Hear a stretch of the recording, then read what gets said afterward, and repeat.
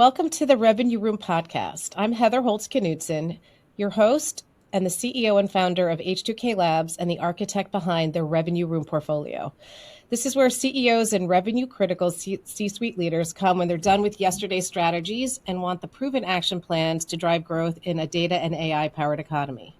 Every episode brings you the most interesting, forward-thinking operators in the media, events, and data information services sectors. And these are people who are not just talking about the future, they're building it. These are the leaders rewriting business models, redefining value creation, and moving faster than the market's trying to disrupt them. And oh boy, are they trying to disrupt them.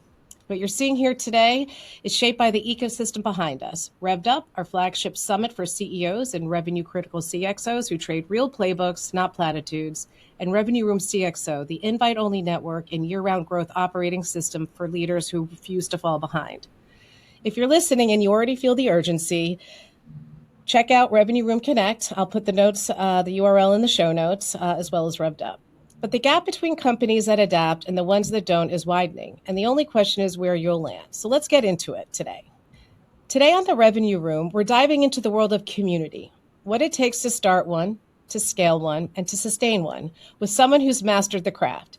Jason Bateman is the Vice President of Community at XPRIZE, the organization famous for its bold competitions tackling some of humanity's greatest challenges.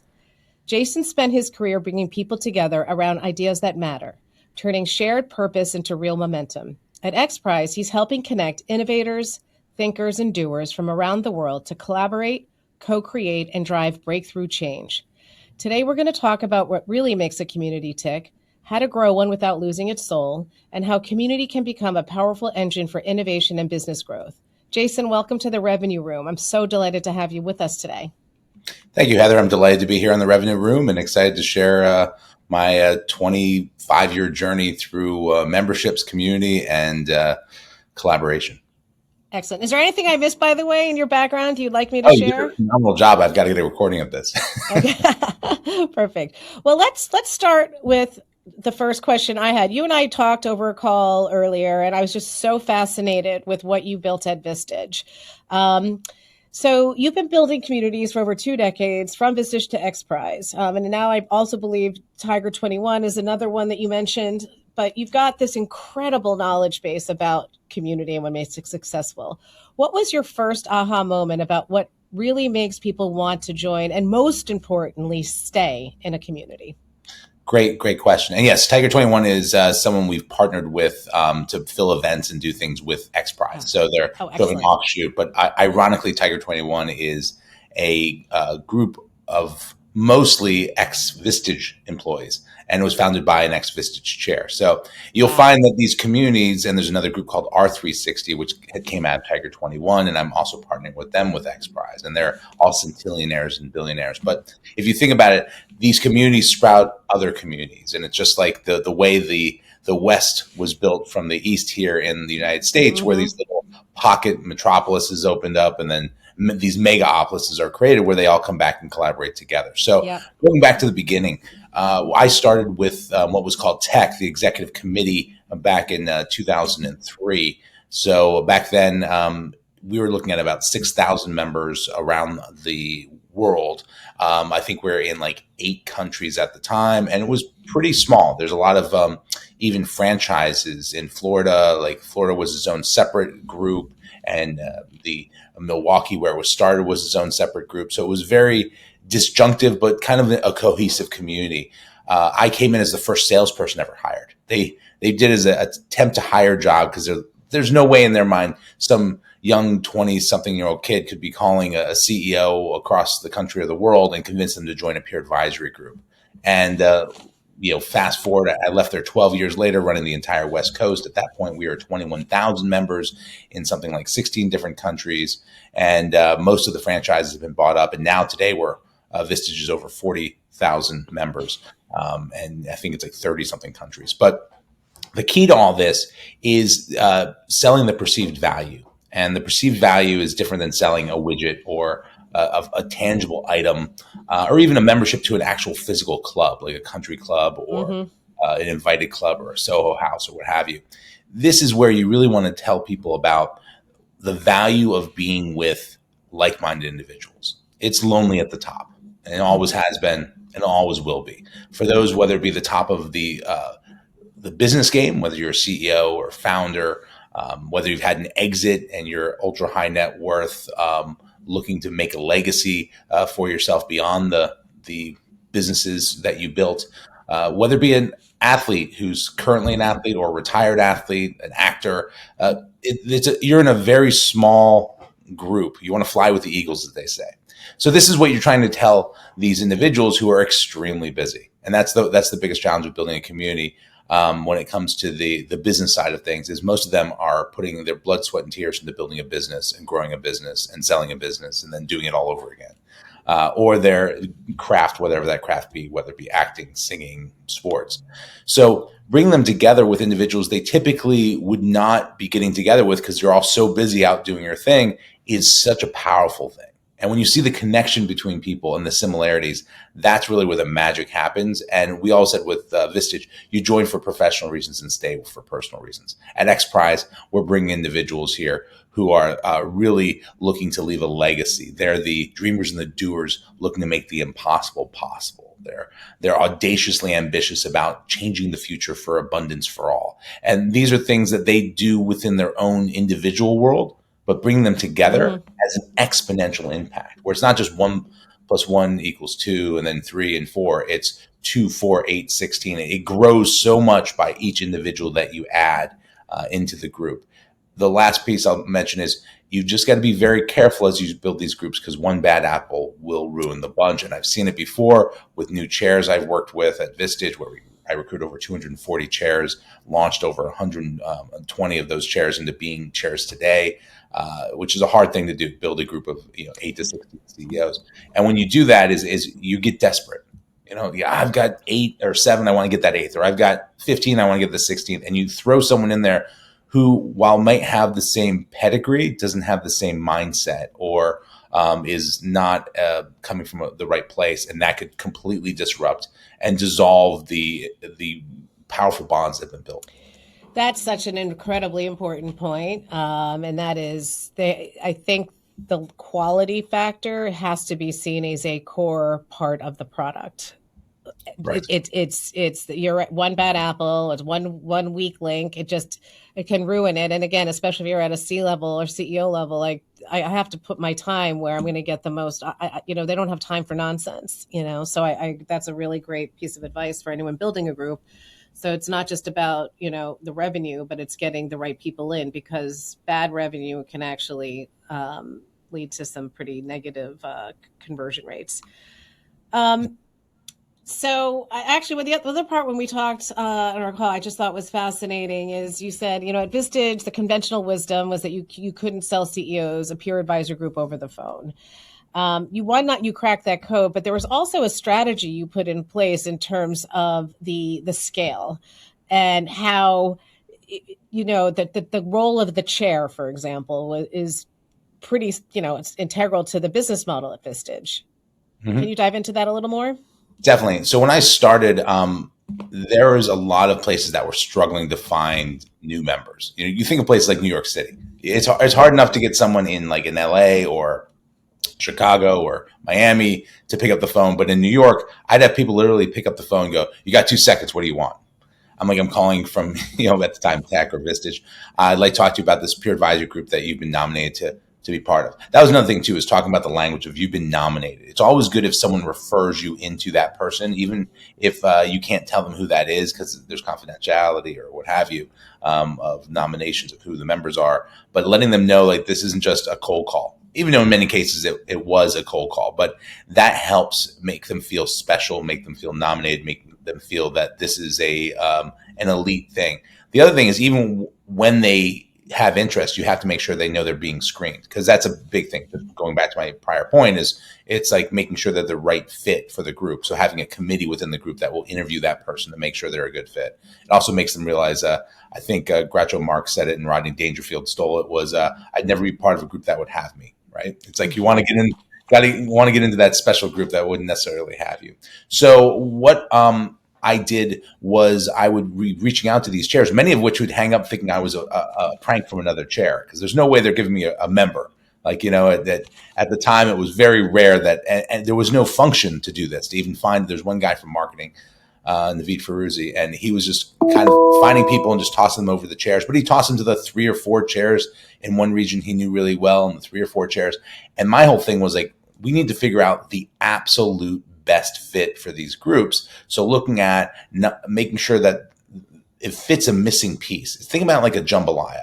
If there's some spice missing, there's some meat missing, or some grain or vegetable missing, it's not going to taste just right. There's that missing ingredient. And that's what you're looking for, is finding the missing ingredient per group. So it's, instead of going for what would be the most high performing group, or the group that's almost at 16, or the group that is like everybody wants to be in, you find where would that person fit in like a hand in a glove. And that would be the painstaking part. And originally we had it all in these giant binders. And then this amazing individual, Greg Wells, who now is the COO at Tiger 21, put together a system that I helped add to, that was about the chair selection process. And really, it was online. This was back in 2003. So online was like a new thing to some extent. And then we got a new CRM with Salesforce, and things started to grow to a point where you could really figure out the best fit for someone within a matter of minutes versus maybe an hour. And the result was, again, exponential. The team grew from myself to, I eventually ran a group of about 15 or 16 of these individuals, membership selection advisors. And then we built on an entire retention team that I managed, the CSAs, So in this case, we had about a team of 4, I believe, reaching out to people who, after a time, they grew out of the group. Because again, some people grow at different rates, or you get all the value you can from those individuals, and then you want to find the next group. And in many organizations, you just lose that person. They go on, they do whatever. But having sort of a check-in, quarterly business review, have surveys they do after every meeting, talk to the individuals while they're there, and if they're ready to leave, find them a soft landing place in another group if possible. And make sure that the chair knows, like, listen, this is in their best interest, and it's in the best interest of the group. I always think back, I was a class clown in high school because I got bored. And you get the people who get bored, they don't show up, they're disruptive, they're obnoxious. You don't want that in your group. So finding them the group of maybe people who are at that next level that they can go join locally, ideally. Yeah, and so just to recap everything I just heard that I think really stands out is, one, while you have to, obviously you're building for scale, you absolutely must keep personalization and that almost one-to-one aspect involved in that. Like, you have to have a way that, because people, you have to have the right chairs for the right types of groups that are going to drive the value, right? Not just more membership, right? Value. You have to match people to the right groups. If they're, maybe that one doesn't work anymore. So there is a lot of high touch with the scale, which requires an investment. And I think this is where a lot of communities that I see trying to kick off fail, is that they don't understand how critical and important the customer success role is. And that's it. Yeah, my wife runs a customer success firm, and so like getting people into customer success roles is important. And customer success at Vistage originally was something that we'd never really done before. We had people who helped find speakers and helped the chair with like their basic needs, but they weren't necessarily member focused. And we made it very much the member customer success, and made the member, the chair is the contractor, the person that is the customer of Vistage or any of these peer advisory groups. But finding someone who is the advocate for the member is as important, if not more important, because with the members happy, the chairs are happy. And we're happy. Yeah, and just for everyone listening, the chairs actually participate in the revenue model, because as they bring members in, they're compensated for that on top of it. So they're an extension of the sales team, it's like a reseller channel, but with membership. Correct. And the important part about that is, you grow as many groups as you want. So in the more groups you make, the more revenue there is, the more members there are. Everyone's happy. When you have the big chapter events or the regional events where you have hundreds of groups, the more groups you have, the better that value is for everybody. So getting people to a point where they feel very safe with the group they have, that they can go out and take the risk of building a second group, because that's like building another business almost, is really where the value comes in. And that's where things would really just start to expand. Terrific. Now, with retention, this is another big pain point, and I've been looking at you're very familiar with Chief, which is it came out with a bang, got some really great venture capital behind it, but they've got a churn problem, and it's actually pretty public because members talk about it. That's the one thing you have to worry about with membership is that if you are talking about bringing people in who are from an industry, and the industry is very close and people get to know one another, word of mouth is huge and a positive and a negative side.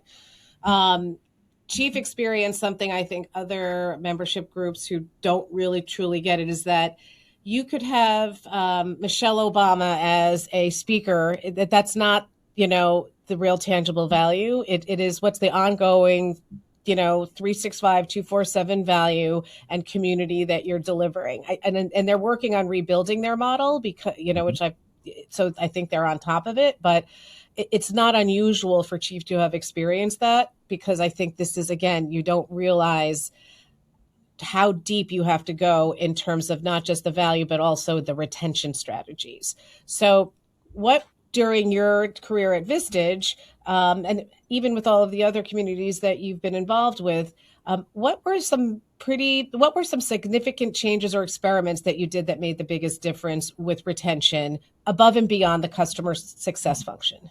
Sure. One of them was the flip side of Chief. So it was that most of the groups that we had within Vistage, and you'll see this within TAB and the Renaissance Executive Committee, the advisory board is TAB. You'll see this in C12, and there's hundreds of these CEO memberships organizations. They're mostly men. At least they were 20 years ago, because many of the CEOs were men. Times have changed. But early on, I realized, diversity, like the jambalaya, is the key to it just being perfect, right? You have to find the missing element in your the secret sauce of your group. And part of that was getting two things. One, women into the group. And it wasn't just having a token single woman in the group. It was having two, or ideally even three women. We found that two, they would compete against each other. Three, all of a sudden, it was much better. And then beyond that was just, icing on the cake.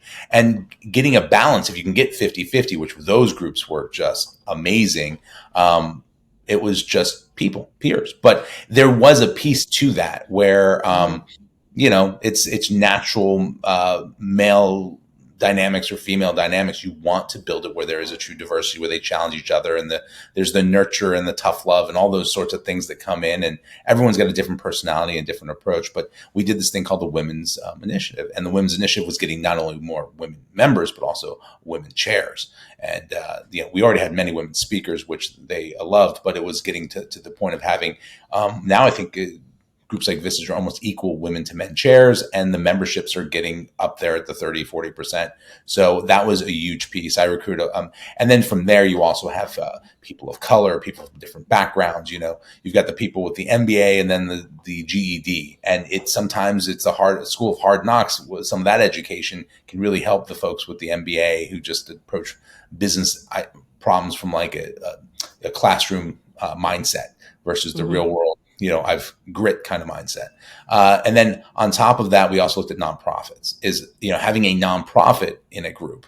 Because you'll see with nonprofits, many of the individuals leaving the nonprofits have been running for-profits at some point, but they have such a passion for the work they do in that business that it carries over to the group itself. A lot of times they'll even, get donations anonymously or otherwise to the organization for being in those groups. But some groups would even sponsor a nonprofit for the first year to get them to be able to show the value back to their board of why they should be spending this amount of money per year to be part of this group. Because getting the advice for a nonprofit, many of them have the passion, but maybe don't have the business acumen or approach things the same way. At XPRIZE, we're lucky. Anusha Ansari and then Peter Diamandis before her have run many for-profit businesses and run that nonprofit like a business, but that's not the case with most nonprofits, at least back then. So, you're diversifying and you're bringing nonprofits, women, people of different backgrounds, different cultures, really supercharged the cohesiveness of all these groups. And the access to each other outside of the groups was key too. As technology grew, getting access to an app, getting access to an online community, best practices, and kind of learning from the mistakes of others. We always want to learn from our own mistakes, but storytelling of like, hey, I made this mistake, don't make the same mistake. Right. Yes. I'll skip that one. No, yes. I totally always say that. It's like, you know what, I especially with people who are starting to either launch communities or events, and I'm like, just trust me, I've made all of them. So just ask me. I will save you a huge amount of pain and money. So, but don't step on the rake. Yeah. Don't step. No, I'm sorry. Go ahead. Yeah. Don't step on the rake or step in the hole. It's right over there. Don't do it. And they'll still do it. Like, don't put your hand in the fire. Oh, that burned. And like, I told you. But sometimes it's good to know in advance not to do those things. Did you have a referral mechanism, like an actual structured, like member referral mechanism in place? Because to me, word of mouth is, and peer recommendation is the strongest driver. Yeah. I mean, Mark Figueroa was one of the best CMOs we had, one of the best VP marketers we had, and Jeff Waterman was one of the best CMOs we had at Vistage. They did a great job. We had many before them, many after them, but those two were like really instrumental in helping shift us to this marketing level of referral culture. But prior to that, it was this group called we had a trusted advisor group. So basically, you've got your chief executive group at Vistage, which is for the CEOs. You got your key executive group for the, similar chief. You're kind of like VP, C levels below CEO.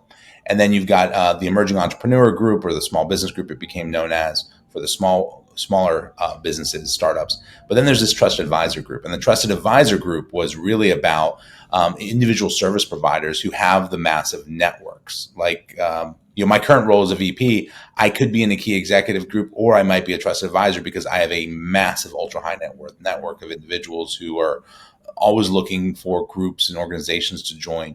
And the thing was, if they referred people, they would get like a free month's membership, or they'd get their year's membership paid for and so forth. And they, get sort of access to the CEOs at the larger events and that sort of thing. And if someone's looking for, I need a lawyer, or I need a banker, or I need a consultant or something on the side, or I need someone to help with this, it's always good to have that sort of group of trusted advisors that the chair can refer to them. So there's value shared back and forth amongst the members. But what I focused on mostly was me individually. I made it through a variety of recessions, like the 2008 recession and so forth, by being able to just ask individuals for referrals in the moment of sale. Just think about like when you buy a car and they're so proud of like your new, whatever, red Tesla, and you're driving down the street and they call you and say, who else wants to buy the red Tesla? And you think of probably 5 friends and you're excited by it, so you refer them. It's that same thing. So when people would become a member, asking them, who else should be in this group, or who else should be in a group, maybe not your group, maybe you don't want them in your group, but they should get the same experience within that first month or so of like the honeymoon period. And then the same as a chair, like right as they're launching their chair group, asking them, who else should be a chair? Who else who is another powerful peer that's doing this? Doesn't have to be in your region as a competitor, but think of across the country. Who do you know? And the amazing thing was my pipeline never dried up on the membership side, on the chair selection side. And then, beyond that is for the folks who didn't move forward, asking them who they knew. Like, I'm sorry, it's not a fit. Do you know anyone who might be a fit? Or if they're not moving forward because they don't like the revenue share or whatever, who might be a fit for this? Who might have the runway? And I'd always get referrals that way because people feel bad about stepping down from the process. And then the last part was sometimes you're interviewing someone to be a chair and they're really a member, or a member should be a chair, or a chair should be a speaker. I brought in the most speakers probably of anyone at Vistage because of the fact that I was like, there's a place for everybody, right? If they're a strong enough person, you'll be a speaker, you'll be a member, you'll be a chair, and they just bring more exponential value into the organization. Sometimes they're not. Sometimes you want to steer clear of that person, and you just like, okay, this person's not for us. Then you refer them to the competitors. Yep. No, that's great advice. Wow. I'm furiously taking notes. So let's move over to XPRIZE because I just am fascinated by what XPRIZE is doing and just the impact. So first, for the listeners, can you give an overview of what XPRIZE does and some of the challenges that you're working to solve? we catalyze the breakthroughs that bring abundance to all. So we're in the business of breakthroughs. So what does that mean? We've been around for 30 years. We're the most powerful problem-solving platform on the planet. So when you have a big, massive issue, an obstacle to human flourishing, whether it be wildfires, water scarcity, AI bots, whatever the scary boogeyman is for the next decade for a billion people to be impacted, what we do is we create a multi-million-dollar cash prize that incentivizes the greatest minds of our time to solve that problem. Now, how does that work, right? We are audaciously ambitious in figuring out what those problems are through a process called global visioneering. We bring together the greatest minds of our time in 5 sectors to debate and discuss what should be the next big prize concept to solve. And what does that look like? We focus on health, food, water, waste, deep tech and exploration, being things like space and the ocean, climate, nature, energy, and learning and society. So you can imagine in one of those buckets, you could probably think of just about any major issue impacting humanity. And we ask the world in this call for ideas every year to watch a video and then put in their own prize concept. What would they like to be seen solved for the world? And then we debate and discuss that down to the top ideas. This year's Visioneering was in person in Malibu, and we came up with 3 prize concepts out of the hundreds of finalists, thousands total. And those 3 winners all got funded $500,000 a piece to design the process over 6 months. That's how long it takes us, because we're rigorous in our prize designs. We're very down in the details to make sure when we design a prize, this is not a prize someone could cheat and win. This is not a prize someone already has the solutions. It's going to go, here it is. It's really about incentivizing innovation and finding the inventors and the creators to do this. And then what we do is we connect the inventors with the investors, the founders with the funders. So then these startups, these technologies become commercialized and go to market. Now, the prize purse is the key incentivized piece here. So, for example, Elon Musk gave us 112 million, I believe, 12 million for operations of the prize and 100 million for the prize purse for a carbon removal prize. That carbon removal prize went on about 5 years to pull up to a gigaton, scalable to a gigaton of carbon out of the atmosphere. That's about the size of the house you're probably in right now, or the wherever the studio's housed, of coal, like that much carbon. You pull 10 gigatons out of the atmosphere every year. Basically, global warming, climate change is a thing of the past. So, end result, we had 20 teams make it to the finals. Each one of those got $1 million, including 3 student teams. A bunch of kids came home and said, "Hey, Mom, me, Bobby, Susie, and Jimmy, we just won $1 million. And you can do whatever you want with it," which is pretty cool, right? Not bad for a Tuesday. And so 20 of those teams got into the finals. Then the finals, you actually have to show your solution. So that's where we have the judges and the consultants go and look at your solution to show it, pulling the carbon, doing everything. It's not like an idea. There's no participation awards. They have to get to this point. And then 6 teams had the ability to scale up to a gigaton, and each got a portion of, each got about at least $5 million or $6 million. And then the final team that won was Mati Carbon, Mati meaning soil, out of India. They used emulsified volcanic rock to pull the carbon out of the atmosphere. So fertilizer goes in the water supply into the plants, and it's gone forever. And they won $50 million, biggest check we've ever given out. So all 100 million, 50 million to them, 5 teams getting 6 million for 30 million, and then the 20 million for the last teams. So that's an example of one prize. So instead of us finding the needle in the haystack, this Mati Carbon Company, which was way out in rural India as a nonprofit, we never found them ever, I don't think. Instead of finding the needle in the haystack that could solve this problem, we put out a multi-million-dollar magnet that pulls all these teams to come solve this problem. And they're from existing companies, they're startups, they're friends, they're families, they're just smart people. And so this year's the final 3 prize concepts was trash to treasure, which is pulling 1,500 tons of usable materials out of landfills. So we've been throwing stuff in the landfills since the 70s, 80s, and 90s and early 2000s, not realizing a lot of that stuff was very useful. So now we're going to go back and mine the landfills for resources. So that's going to be a prize. We're now starting the 6-month prize design process. We also got $500,000 for a fusion at power plant scale, fusion energy at power plant scale. So there's people trying to do fusion energy, Spark and Tokamak and First Light. We've visited with many of them, but we want to take it to a point where this is 24 hours a day, power plant scale, on the grid, fusion energy will fundamentally change everything. It's unbelievable. So just with the Elon Musk example. So now, because Elon Musk funded this, does Elon Musk have like the benefit he gets at the end is what? So what sponsors and our benefactors get to. So my job as the VP of Communities to bring in the people who can donate to be part of our membership organization of 50,000, 150,000, and 500,000 a year. Our Spirit of XPRIZE, which is based on the Spirit of St. Louis, which is what this all came from. Spirit of St. Louis, Charles Lindbergh, flew across the Atlantic. That was a prize competition for $25,000 way back when. So the second is the Innovation Board, 150,000, the Vision Circle, 500,000. So the people who join these three giving circles, these memberships, as well as the sponsors like Elon, who sponsored the prize, they get the chance to invest into the teams that are competing. Someone like Elon as a sponsor gets a first right of refusal to invest into these teams. But many of them, like Matt D. Carbon that won the 50 million, they're a nonprofit, so there's nothing to invest into per se. But many of the benefactors do this for the impact. Like for Elon, he did it to make a difference in the world. He personally knows that as great as his cars are, they're not that great for the environment as people might think they are. They're still pulling energy off the grid, and the grid is based on coal and fossil fuels and so on. So he realized that unless someone solves the problem, then it won't get solved. Yeah. And what we do is we do things where the government typically is unable to solve the problem, even though they might get elected and reelected to the politicians on saying they're going to solve the problem. And the private sector won't solve the problems because there's not a profit in it.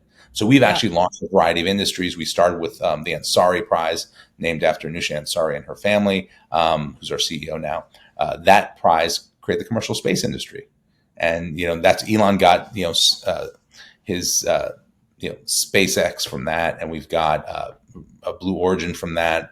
With Bezos, we've got the Virgin Galactic, the winning team with Burt Rutan. Spaceship One was the ship and the model that we still use with Virgin Galactic today with Richard Branson. So the commercial space industry came out of that first competition. We launched economy with Google. We've done a lot of the wearables you're going to see in terms of like Aura and things like that. Many of the wearable devices, the technology and the inspiration came from our tricorder prize, and we had a Nokia sensing prize and so on. The robotics level and the drones, all the things you're going to see. We have a wildfire prize right now. We have a quantum applications prize, a water scarcity desalination prize, a longevity health span prize, which is one of my favorites. Turn back the biological clock 20 years on cognitive, immune, and muscular function. And then the third prize, by the way, I should have mentioned, for that visioneering was we had fusion, we had the landfill mining, what's called abundance. And abundance is to take, instead of doing a UBI, which people get scared by UBI because, price of bread could skyrocket to $1,000 if everyone gets $30,000 or something as UBI, universal basic income, was turning that around and saying, let's lower the price of energy, transportation, connectivity, and communications, and food, water, energy, and communications down to $250 a month.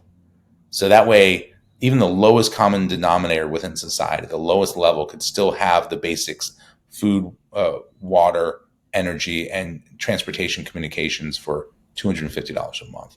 And that abundance prize is one of the more exciting ones, because if you can lower those prices, which with exponential technology you hopefully will be able to in the next 3 to 5 years, then all of a sudden human flourishing and the level of living rises for all. Wow, that's so wildly impressive. So you've individuals who could be benefactors. You've got companies who could be benefactors. I'm just like in my head, you could even have like, one of the industries we serve are, are events and trade shows, and they are, desperately and very well doing it. And the desperate's the wrong word. They're aggressively going after sustainability, because when you think about a trade show, the amount of waste after each one is ridiculous. Throwing signage out, carpeting, badging. It's water bottles. I mean, the list goes on. Wasted food. So I was just thinking, like, what, that would be an incredible thing for them to galvanize around and maybe become benefactors of XPRIZE to solve, I don't know if benefactors have influence over prize topics. They do to some extent. Everyone will submit their ideas. Obviously, if you're a benefactor, we'll take a second look, that maybe a third look, even depending on what level you're at, to say, okay, what exactly is this they're so passionate about? Because typically they're also in the know. It's sort of having like an informed individual look at it. We have a brain trust, by the way, for every one of those 5 domains: the health, the learning, society, deep tech and exploration, food, water, waste, and so on. We have 25 of the top experts in the world who will scrutinize the prize concepts. And then if we actually design one like those 3 I mentioned, we then hire 50 experts in that exact specific field of fusion energy or of lowering the cost of basic needs. And they will vet these. So you can't, then just because you're a benefactor doesn't mean that it's going to move forward. But if you're willing to fund the prize like an Elon, and the brain trust and the domain leader are excited, it's going to move forward. Yeah. And it just has to be aligned with the human flourishing for like 1 billion people in the next decade.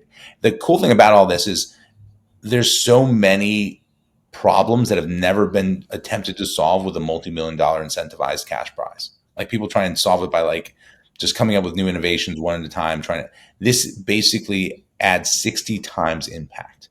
So I worked for the American Red Cross, their interim corporate strategy officer. Great organization, but you're probably looking at 20 to 40 cents on the dollar make the impact because you're chasing hurricanes, you're chasing fires. To your point, you have food that goes bad as you're waiting to help certain people impacted by something, or the blood goes bad because it can't get transported in time or whatever. Mm-hmm. So with XPRIZE, we have a 60 times every dollar impact.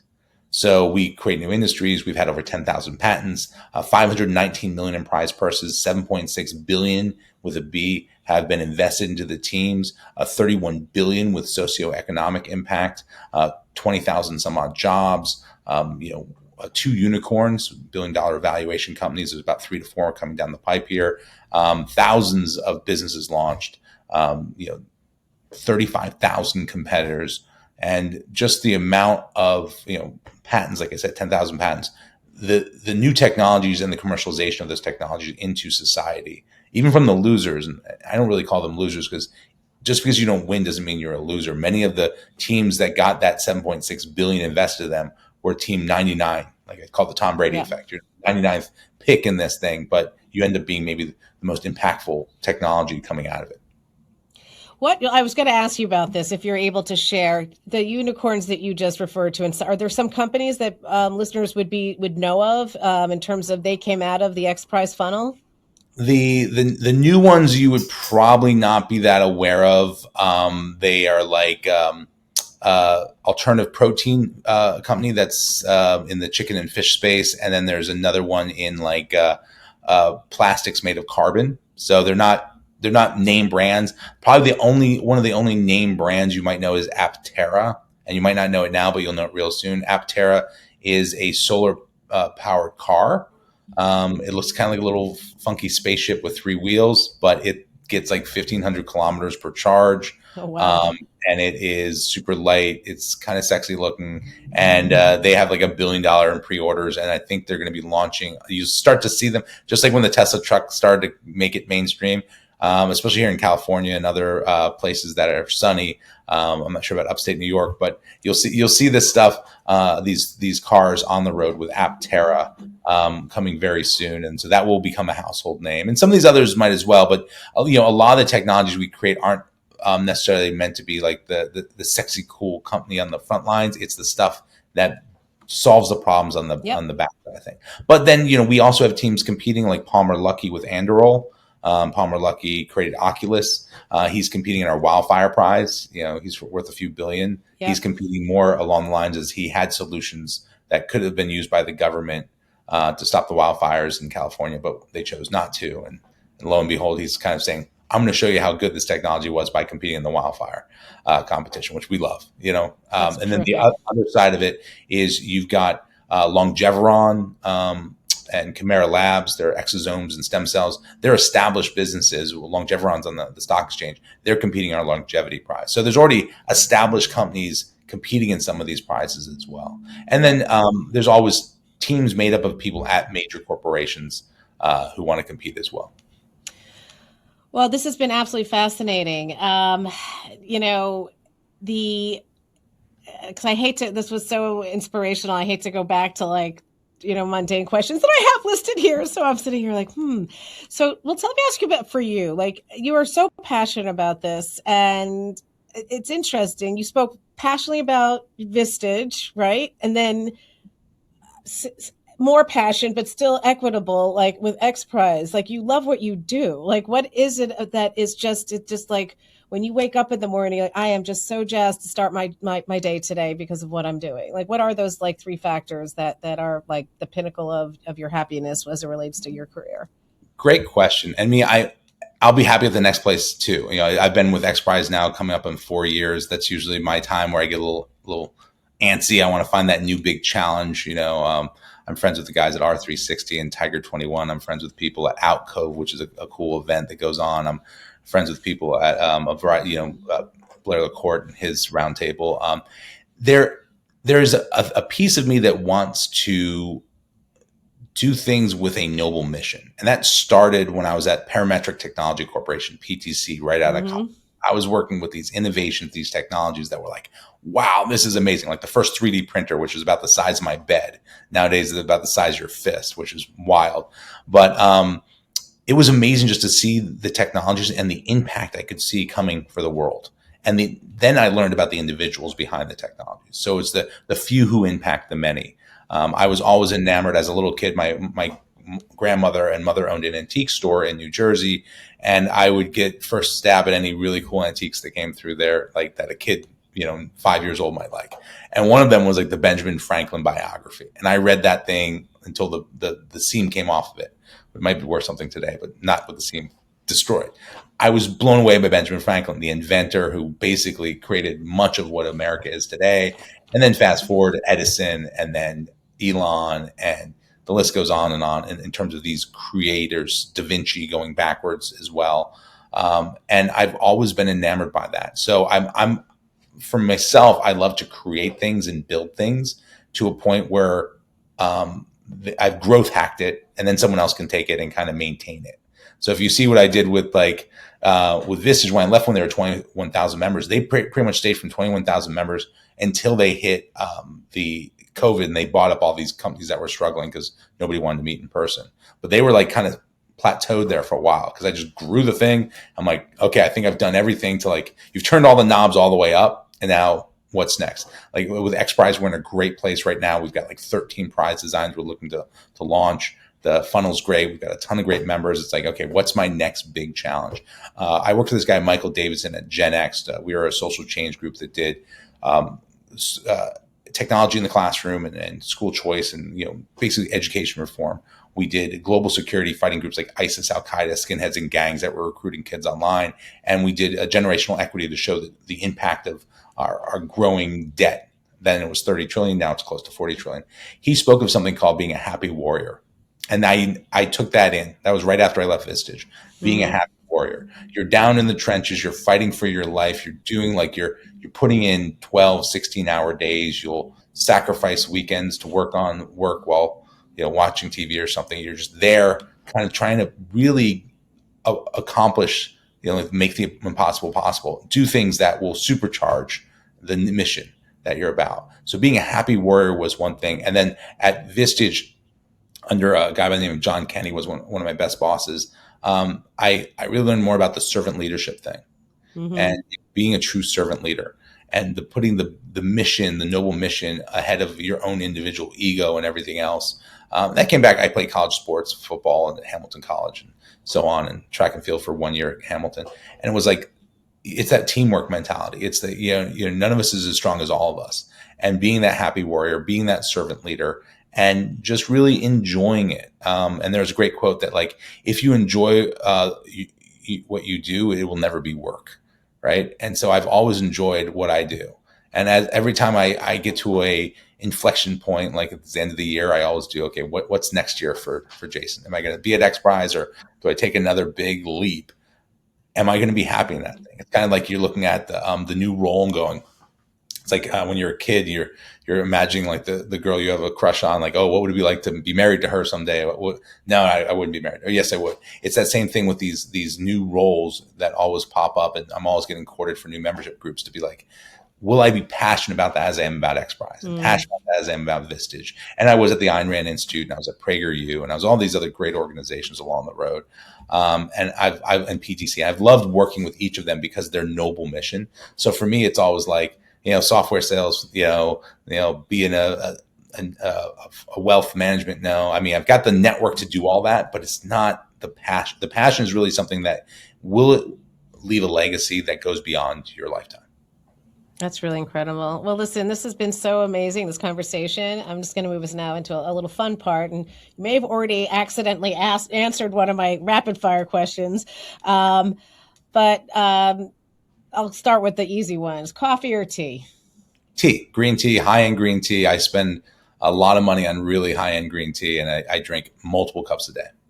Do you feel that actually like the green tea helps your health and everything? I'm 85, so no.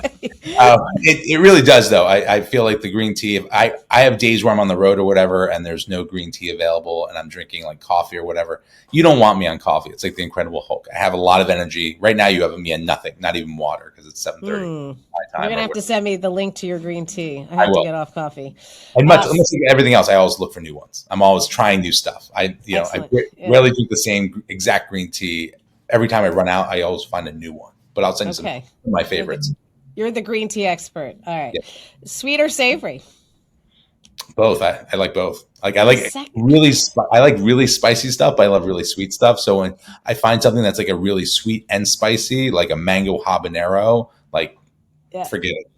You're my second guest that said that. All right. Now the best business book or best book you've ever read. Oh man, the best book I've ever read. I mean, one of the most impactful books on me was Johnny Tremain. I'm from Boston. You got to give me credit for this. But Johnny Tremain, I don't know if you know the story, worked for Paul Revere as one of his silversmiths, was like the best silversmith and like even better than Paul Revere. And then, he was so hardworking, kind of like what I talked about as a servant leader, busting his hump, true grit. He worked on the Sabbath or whatever. And this was probably a religious lesson baked into the book. And he burnt his hand where he couldn't be a silversmith anymore. So he ended up going to work in the American Revolution alongside Paul Revere, and was one of the horsemen that like warned people of the British are coming. But like that story, just as a kid in fourth grade, it really had a massive impact on my life. And then the Surrender Experiment's another one. Someone else just brought that up too. All right. So these books, by the way, are going to be put in our book club on revenueroomconnect.com. So we have 2 recommendations from Jason. That's awesome. Well, listen, Jason, thank you for joining us. Is there any last parting thoughts you'd like to share with our listeners? I would just say become a joiner. Joining things really opens up your world to new individuals, even if you don't feel comfortable, if you don't know anyone in the group. I always say when people invite me to an event, I'm always like, great, I don't know anyone there. I show up and I end up leaving with at least 3 to 5 fast friends. And you always run into people that the more you do these things, you're like, oh, I didn't know you'd be here. But joining not just events, but groups and organizations, clubs, it really helps open your paradigm shifting. I mean, what we do at XPRIZE, we do paradigm shifting change. Mm-hmm. The only other place to get that out of an organization like XPRIZE that changes the world is to change your world. So it's kind of like you always look within. I would say look without and go out and meet people in groups, join a peer advisory group. Even if it's a small group of like-minded individuals, it will shape who you are. We're shaped by the top 5 people we hang out with. So go find those eagles you can fly with. I love that. Go find the eagles you can fly with. All right. So if anyone wants to learn about XPRIZE, where should they go? www.xprize.org. And it's the end of the year, so /donate if you'd like to give us a year-end gift.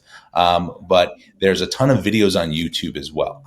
The one I would say would be to watch Whale X, like XPRIZE. Whale X is one on artificial whale poop to save the ocean.